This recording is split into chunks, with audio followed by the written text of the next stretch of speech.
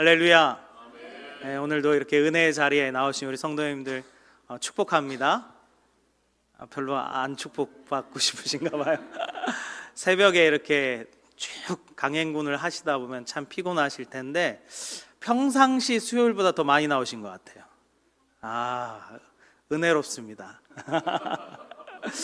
오늘도 말씀 가운데 또 힘을 얻으시고 또 내일 새벽에도 힘있게 또 나오신 우리 성도님들 되시길 바랍니다.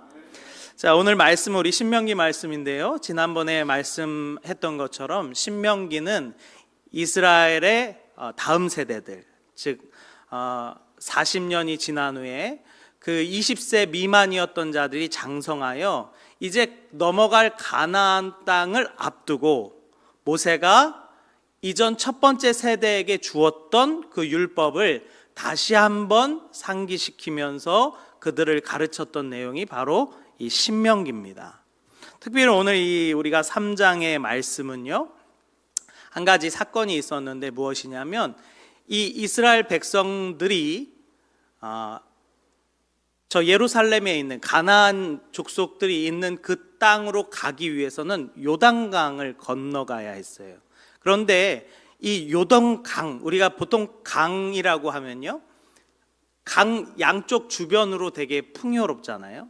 그렇기 때문에 이스라엘 백성들이 건너가서 가나안 땅을 정복하려고 하다가 맞은편에도 그 땅이 기름지고 복된 것을 보게 돼서 일부 몇 개의 지파가 이 땅을 우리에게 달라라고 요청했던 그런 내용이 오늘 본문 내용에 나오는 부분이에요.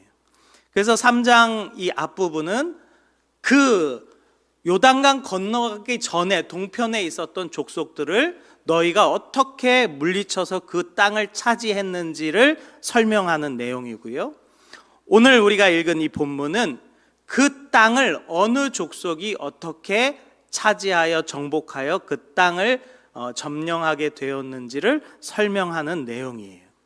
그래서 이거를 좀 지리로 잘 알면 좋은데, 이 이스라엘이 건너가야 되는 이 가나안이 점령하고 있는, 즉 예루살렘에 있는 그 땅은요, 그 딱 초입 부분에 요단강이 이렇게 흐릅니다. 요단강이 이렇게 쭉 흐르는데 중간에 이렇게 큰 호수가 있어요. 이 호수가 무슨 호수일까요? 갈릴리 호수예요. 이 갈릴리 호수가 엄청 큰 호수입니다. 가로가 11km고요, 세로가 20km 정도 되는 호수인데, 여기 광교 호수공원 이런 거랑은 비교도 안 될 만큼 어마어마하게 큰 호수예요.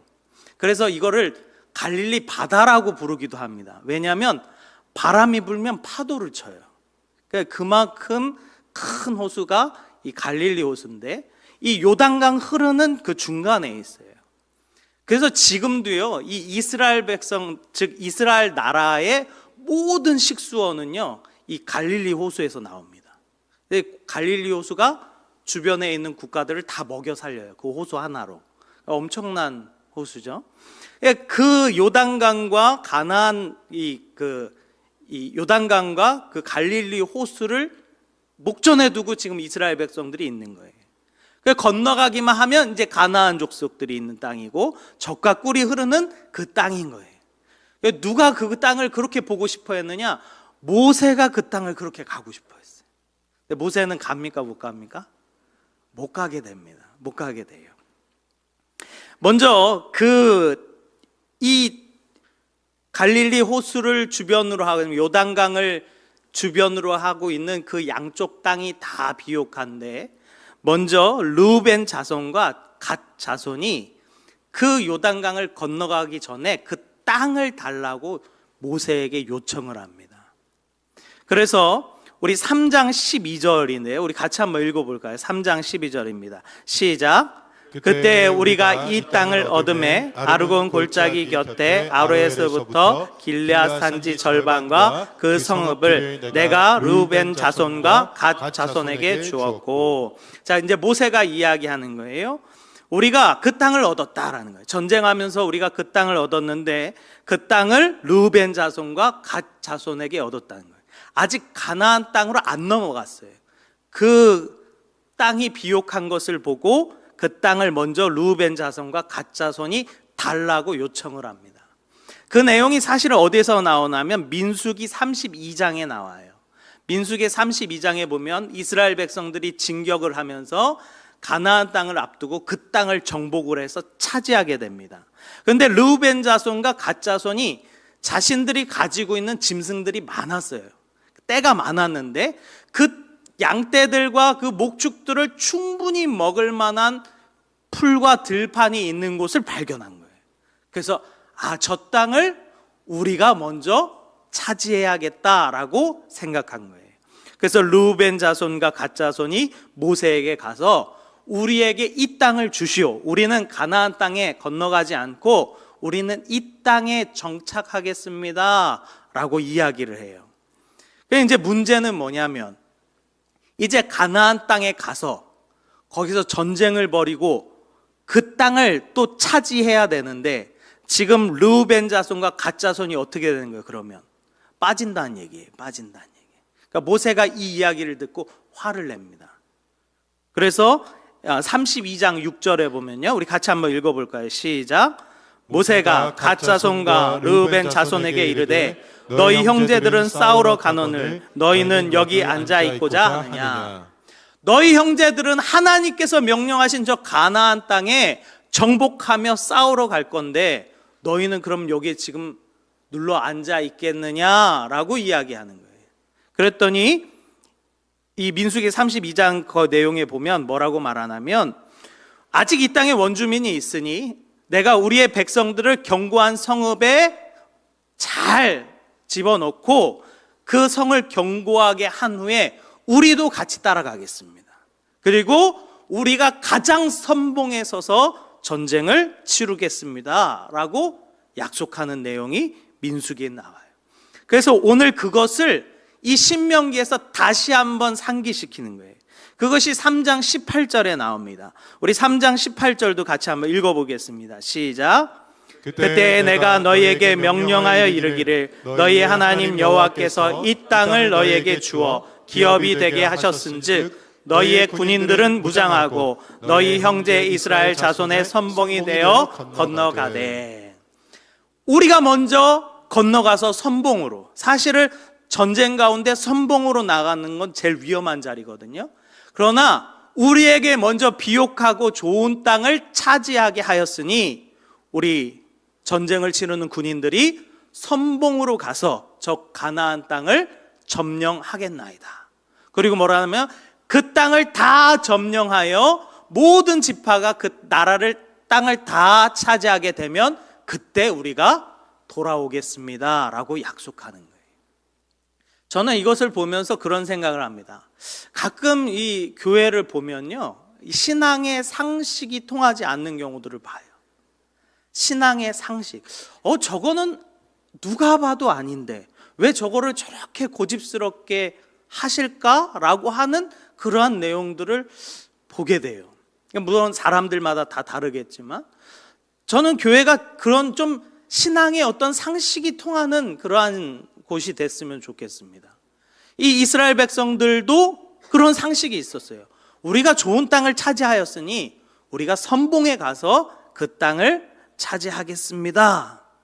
그래서요, 교회 안에는요, 자기 직무를 충실하게 해내는 사람이 필요합니다. 근데 그 자기 일을 충실하게 해내는 사람이요, 뭔가 나서서 막 하는 사람을 이야기하는 것이 아니에요. 묵묵히 자기가 있어야 되는 자리를 지킬 수 있는 사람, 자기가 해줘야 되는 몫을 해줄 수 있는 사람, 그 사람이 교회 안에 상당히 소중하다는 거예요. 생각보다 교회에 많은 일들이요, 어떤 한 사람이라도 그 자리에 있음으로 말미암아 돌아가는 일들이 많아요. 뭔가 대단한 걸 요구하는 것이 아닙니다. 정말로 있어야 되는 그 자리에 있어 달라라고 하는 요청이에요. 저는 참 감사했던 게, 이제 제가 이제 그런 얘기 했거든요. 저희 유초등부 교사가 부족합니다. 교사를 이렇게 좀 이렇게 모집해 주세요 했더니 많은 분들이 또 지원을 해 주셔가지고 이렇게 교사가 다 채워졌어요. 그게 얼마나 참 감사한지 몰라요. 있어야 되는 그 자리에 있어 주는 것만으로도 그 교회가 얼마나 풍성해지는지 보게 되는 거예요. 반대로 우리가 또 생각해 봐야 될 게 뭐냐면, 교회에서 어떤 사람들이 시험 드느냐, 보통 교회에 일이 힘들어서 시험 드는 사람은 별로 없어요. 어떤 일을 할 때 혼자 하는 것 같이 느껴질 때 그 사람이 시험 드는 거예요. 혼자 하는 것처럼. 그러니까 이 두 지파에게 모세가 너희가 이곳에 그냥 머물러 있으려 하느냐? 그랬더니 이들이 뭐라는 거예요? 우리가 선봉에 가서 싸우겠다는 거예요. 선봉에 가서. 교회는 항상 함께 해야 되는 공동체인 줄 믿습니다. 함께 해야 되는 거예요. 누군가 혼자 묵묵히 그 일을 해내는 것도 참 소중하지만 그렇게 되면요, 그 사람이 시험될 가능성이 많아요.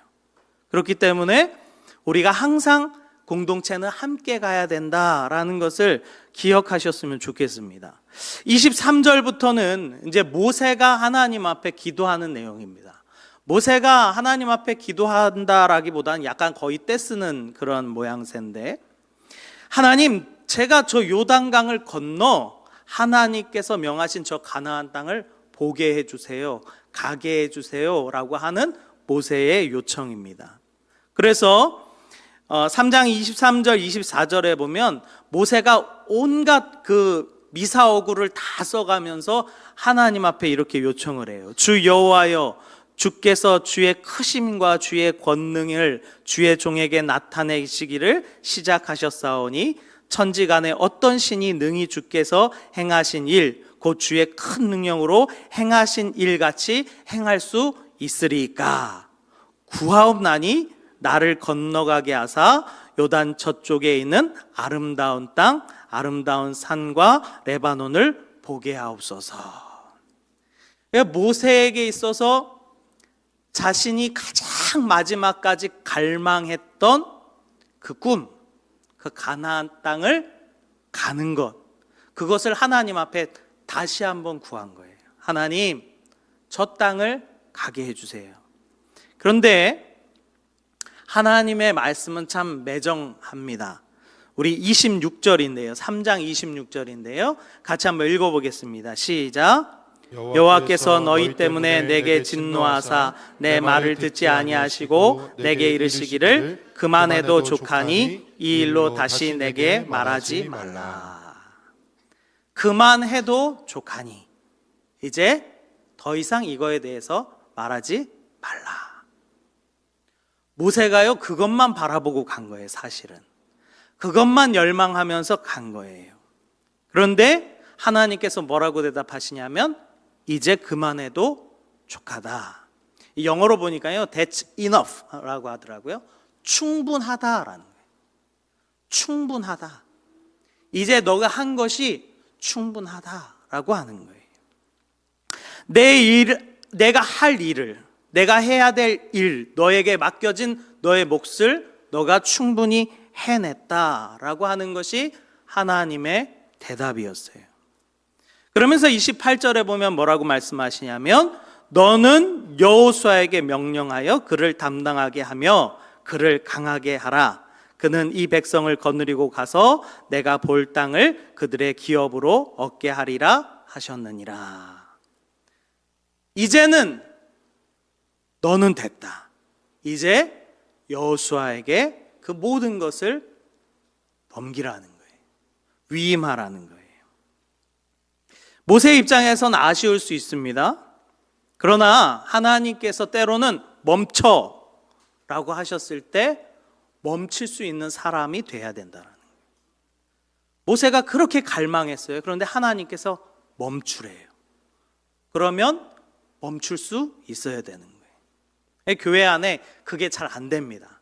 하나님께서 멈춰 하셨는데 나는 하겠다는 거예요. 그래서 이게 분쟁이 나고 다툼이 납니다. 하나님께서 이제 충분하다, 충분히 너가 할 만큼 했다라고 하는 말씀을 모세에게 말씀하신 거예요. 전 이 부분을 보면서 과연 성경에서 과연 어떤 사람에게 하나님께서 충분하다, 너가 할 일을 다 했다라고 하는 사람이 몇이나 될까? 많지 않아요. 손에 꼽을 정도로 접습니다. 근데 모세가 그 이야기를 들은 거예요. 너는 여기까지야. 너가 할 일을 너는 충분히 했다라고 말씀하셔요. 과연 모세의 삶이 어땠길래, 모세의 그 갔던 그 인생의 그 여정이 어땠길래 하나님께서는 이제 충분하다라고 말씀하셨을까? 가나안 입성 앞에서 하나님께서 그 얘기를 모세에게 하신 거예요. 그래서 저는 이제 묵묵히 생각하다가 우리가 이 신명기 말씀을 보면서 하나님께서 이스라엘 백성들의 역사를 통해서 말씀하신 그 신앙의 여정을 우리가 좀 볼 수 있었으면 좋겠다라는 생각을 하게 됐어요. 왜냐하면 이스라엘의 역사를 보면, 모세의 그 삶을 보면, 때로는 아브라함 그리고 예수님의 삶까지도 보게 되면 공통적으로 나오는 똑같은 방식이 있더라는 거예요. 방식이. 이게 참 그렇습니다. 제가 이제 한 가지 사진을 좀 올렸는데요. 사진을 보면 이런 과정이 있습니다. 애굽, 광야, 가나안. 이게 다 아시는 과정이죠. 이스라엘 백성들이 거쳤던 과정입니다. 근데 그거 아십니까? 이 과정을요, 모세도 걸어갑니다. 이 과정을요, 아브라함도 걸어갑니다. 심지어 이 과정을요, 예수님도 걸어갑니다. 아십니까? 그 말인즉 우리도 걸어가야 되는 과정이 이와 같다는 거예요. 애굽, 광야, 가나안, 이 과정을 걸어간다는 거예요. 성경에 보면요, 이 신앙의 여정이 동일하게 반복되는 것을 보게 됩니다. 그래서 이 과정을 잘 살피면요, 내 신앙의 위치가 지금 어디쯤 있는가를 볼 수 있는 척도가 바로 이 신앙의 여정이에요. 볼까요? 우리의 첫 출발지는 어디서부터 시작합니까? 애굽에서부터 시작합니다. 애굽은 성경에서 세상이라고 말하기도 하고, 때로는 하나님의 부르심이 있는 공간이기도 하고, 악한 왕이 다스리는 공간이기도 합니다. 모세가 애굽에서 왕으로 살다가 광야로 도망칩니다.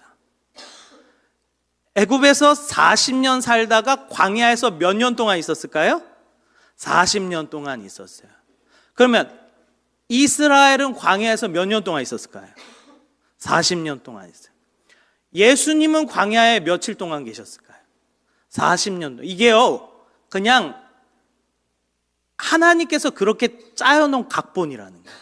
이 40이라는 수가 연단과 고난의 수입니다. 그런데 이 과정을요, 모세도 겪고요, 이스라엘 백성도 겪고요, 심지어 예수님도 그 길을 걸어가는 것을 보게 돼요.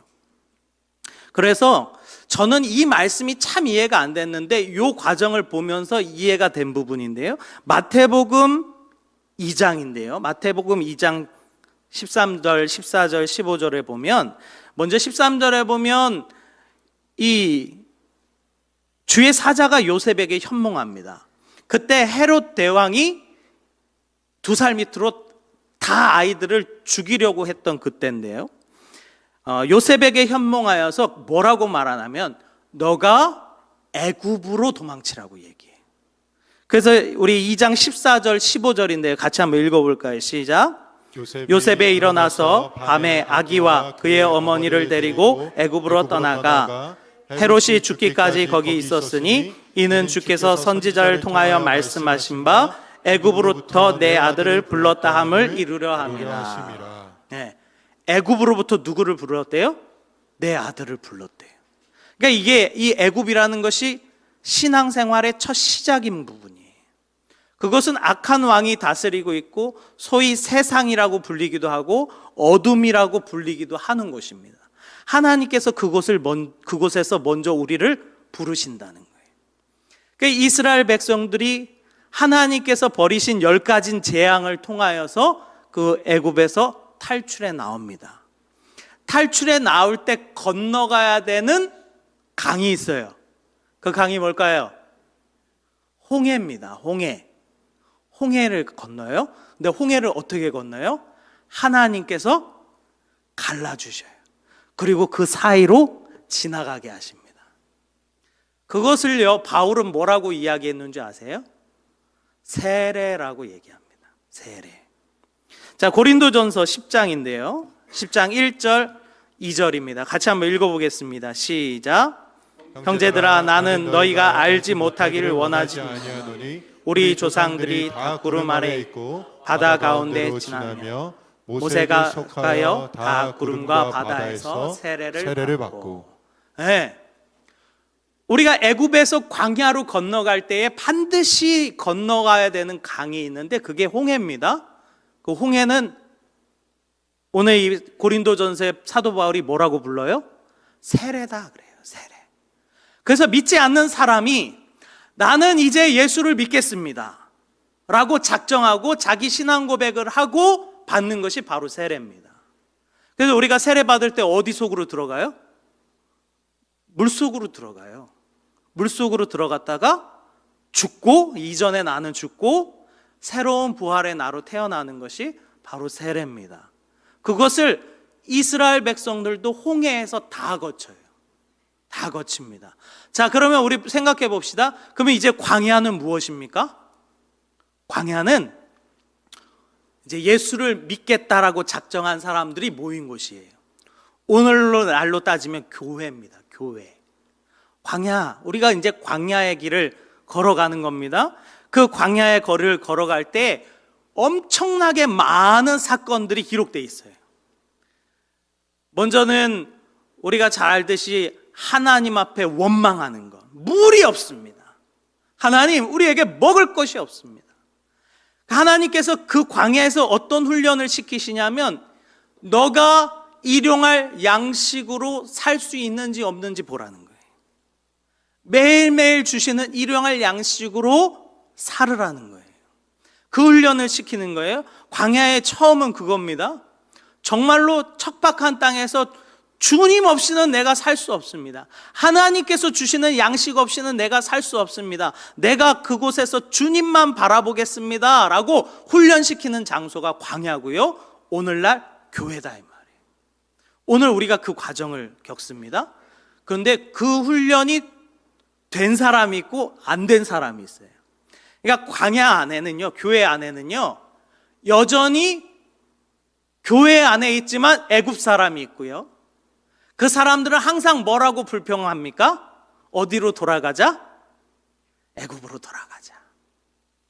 분명히 광야엔 들어왔는데 아직 애굽에 있는 사람들. 교회 안에 그런 사람들이 있습니다. 야, 내가 전에 예수 안 믿을 때가 훨씬 좋았다. 내가 그 전에 더 잘 먹고 잘 살았는데 예수 믿고 나니까 되는 게 없더라. 뭐 하지 말라는 것도 많고. 이 아직 애굽에 속한 사람들이 그 훈련을 마치고 나면 하나님께서 여러 가지, 그러니까 이 광야의 생활을 쭉 살펴보면요, 우리의 신앙생활 가운데 어떤 것을 뛰어넘어야 되는지 쭉 나옵니다. 그래서 이 광야 생활 가운데 광야도요 크게 두 가지로 나눠지는데, 하나님과 언약 맺기 전의 광야 생활과 하나님과 언약 맺은 이후의 광야 생활로 나눠져요. 그래서 이게 참 신기한 게, 하나님과 언약 맺기 전에 이스라엘 백성들은요, 원망해도 하나님께서 벌 주지 않습니다. 기도하는 대로 다 해줘요. 우리가 이거 뭐라고 말하냐면 초신자라고 말합니다. 초신자. 그런데 하나님께서 언약을 시내산에서 하나님과 언약을 딱 맺고 나는 너희의 하나님이 되고 너희는 내 백성이 되리라 언약을 맺은 이후에 이스라엘 백성들이 원망하면요, 하나님께서 이제 그때부터는 징계하십니다. 징계. 대표적으로 또 우리가 알 수 있는 게 뭐냐면 뱀 사건입니다. 불뱀 아시죠? 이스라엘 백성들이 원망함으로 하나님께서 불뱀을 풀어버리셔요. 그러니까 불뱀을 물려서 사람들이 다 죽게 생겼어요. 그런데 하나님께서 그 해결책을 주십니다. 장대의 높은 것에 놋뱀을 받아서 그 이 지파들이 모여있는 그 광장 한가운데다가 세워놔요. 그리고 그것을 보면 산다는 거예요. 그것을 보면 살아. 그러니까 하나님께서 훈련시키시는 건 뭐냐면요, 광야에서 하나님 바라보기를 훈련시키시는 거예요. 광야에서 누구를 바라보는 훈련 시킨다고요? 하나님만 바라보는 훈련을 계속 시키시는 거예요. 그러니까 이 출애굽기부터 이렇게 쭉 보실 때 이 출애굽기의 사건들을 보면요, 우상 숭배하는 것, 원망하는 것, 음행하는 것, 그 다음에 뭐 여러 가지 사건들이 있는데 내가 어디서 못 넘어가고 있나 그걸 잘 살펴보시면 도움이 됩니다. 그러면 내 신앙의 위치가 지금 거기 있는 거예요. 내가 못 넘는 거기에 있는 거예요. 그러면 이스라엘 백성들이 어떻게 넘어갔는가를 보면 돼요. 그러면 나도 이렇게 넘어가야겠구나라고 살필 수 있는 것이 바로 이 광야 생활입니다. 그래서 고린도전서 그 10장에 보면요, 이렇게 이야기합니다.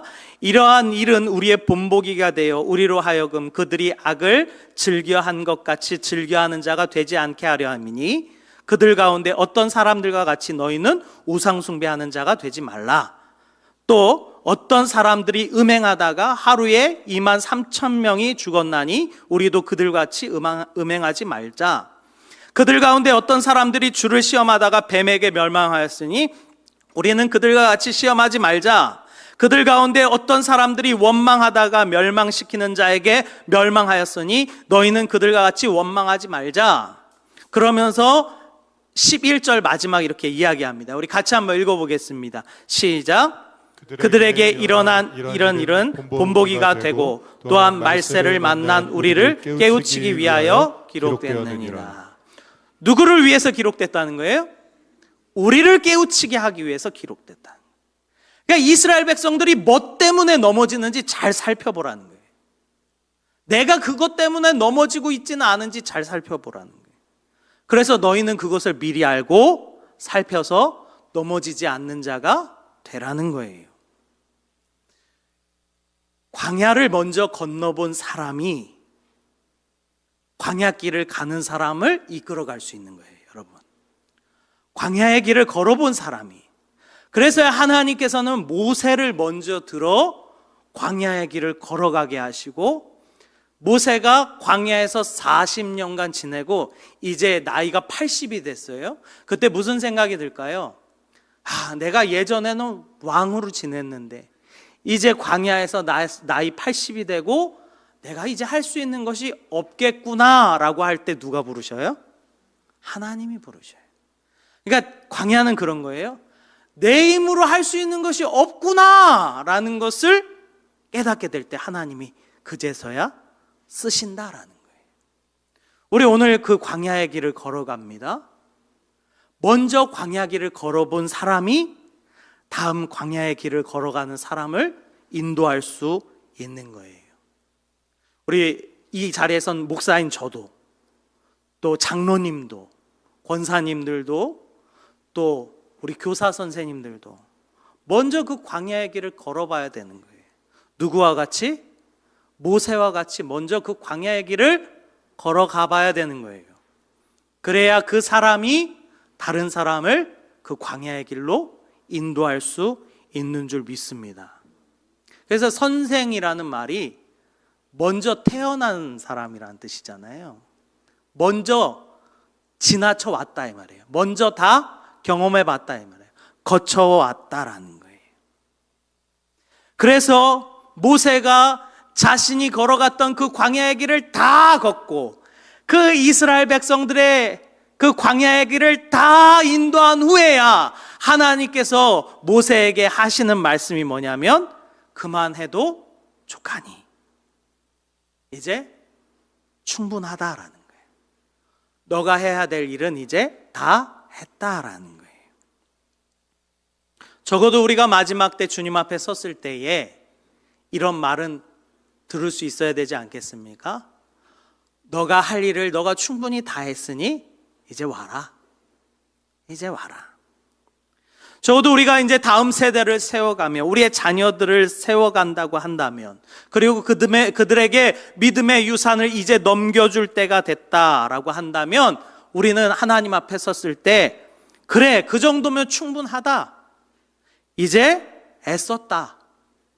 이 소리는 우리가 들을 수 있어야 되지 않느냐라는 그런 이야기입니다. 이것은 우리가 우리의 자녀들에게 너는 이렇게 해야 돼, 너는 저렇게 해야 돼 라고 말로 하라는 게 아니에요. 명령하라는 게 아니에요. 하나님께서는요, 모세와 이스라엘 백성들의 삶을 성경에 기록해 놓으신 거예요. 그러니까 우리도 우리의 자녀들에게, 우리 다음 세대들에게 무엇으로 보여줘야 된다는 거예요? 우리의 삶으로 보여줘야 된다는 거예요.